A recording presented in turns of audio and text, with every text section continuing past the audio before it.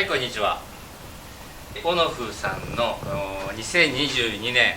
9月ですね、新しくなりました黒の、ドライバー、XCBT でいいのかな、これです。フルコアデザインで、ここにね 1g 一番軽いやつ、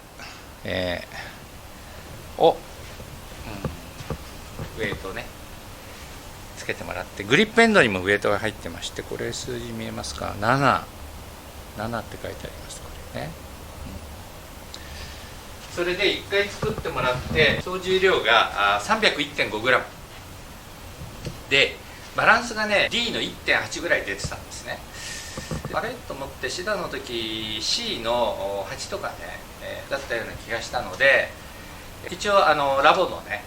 作っていただいた方に確認をしたところ、やはりちょっとしたミスがありまして、作り直しますということでね、非常に神対応していただきました。それで、どういうことかというと、最初はねヘッドに、少し重量が出過ぎてて、ウレタンのような何かがこうヘッドの中にね入ってるようなことを言って重いんじゃないかということでヘッドだけ送ったんですが、ヘッドは問題なかったです。そしてどこに問題があったかというと、シャフトがですね、これは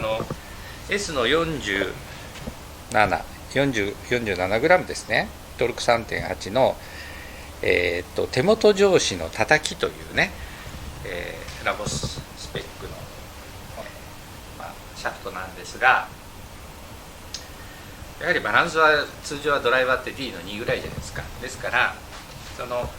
制作の方がですね、ちょっとオーダーと行き違いがあって、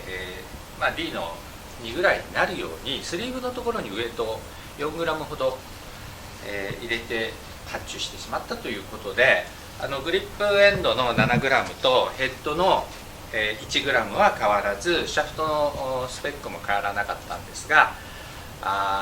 結果としてバランスが D の 1.8 ぐらい出てたというね、総重量で 4g ちょっと重かったということです。それでシャフトを今度は新しくまたね付け替えて送ってくれました。すぐ対応してくれました。そうしたところを測ったら、バランスがC の8になりました。 C の8になって、総重量が 297.2 ですから、私がずっと言ってるね 280g ぐらいの長尺でやってて、ただし軽いから球にねインパクトで負けちゃうんじゃないかっていう、そういう不安があるということで、300g ぐらいにね近づけたい。ただ重くなればなるほどヘッドスピードが落ちる。そして、私のエースドライバー40結構長いです。7インチ近かったんですが、規定が46インチ以内ということで、このシャフトは46インチ切ってます。さっき測って 45.5 から 45.6 ぐらいの長さ、規定内で、なおかつバランスも D0、D1 を切っていて、総重量は 300g ぐらいあるということね。ですので非常に理想の形のクラブができました。そしてこのウェイトもですね、いろいろあるんです。はい、ウェイトスクリューという形で、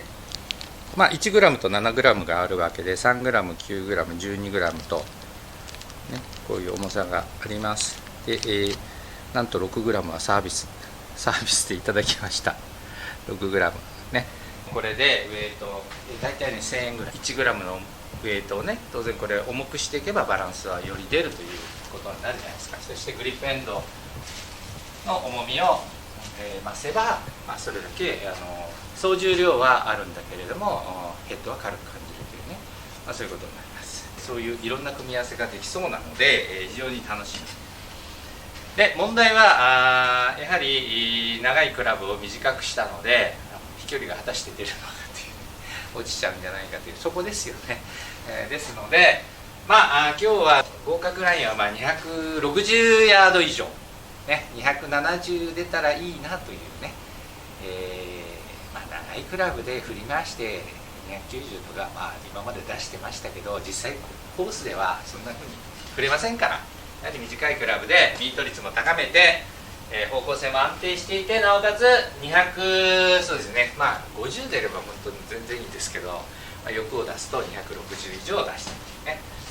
はい、では早速打ってみたいと思います。いつものように、最近やってる軽くオープンスタンスね。で、ノーコックで右肘伸ばし、これ最近の私の動画でも言ってますけれども、ほんのちょっとですけれども、ここが大きくなりますので、ノーコック右肘伸ばしで、先っちょに当たってしまいました。これはミスショットです。それとね、言い損ねましたが、結構飛んでます。でも261、もうすごい先っぽです。今この辺に当たりました。この辺りに当たった、ね。言い忘れましたが、ロフト 9.5 度、ロフト 9.5 度ですが、マイナス1ですからね、8.5 にしてもらって、まあこれはもちろん自分でねできるんですけれども、8.5 にして、まあ今バックスピンが2007回転です。つまりね、ものすごいロースピンなんですよ。で、ラボさんで試打させていただいている時も 9.5 を 8.5 にして、それでなおかつ手元上司のこのシャフトにしたらものすごいロースピンだったのね。あとロースピンすぎちゃってあんまり球が上がらないの見てませんが、ロースピンっていうのはこれはね、強い球になりますから。はい、では何球か打っていきたいと思います。さっきよりはいいね。さっきよりはいいです。ちょっと弾道が低かった。はい、いいです。いい感じ、いい感じ。もうちょっといけ、もうちょっと70いきました。270いきました。ちょっとこれ見てください。これもですね、ちょっと今ね、先っぽだったんで、今度ヒール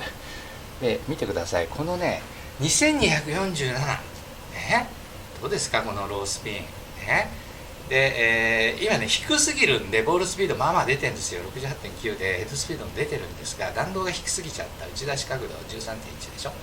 ね。なので、まあ、飛距離伸びませんでしたけれども、まあヒール気味の低く出たボールで、軽いフェードね、まあ、合格ラインですよね。ちょっと芯で打ちたいので、芯で打ったらどのぐらい飛ぶか。では少しね、パワーアップして打っていきたいと思います。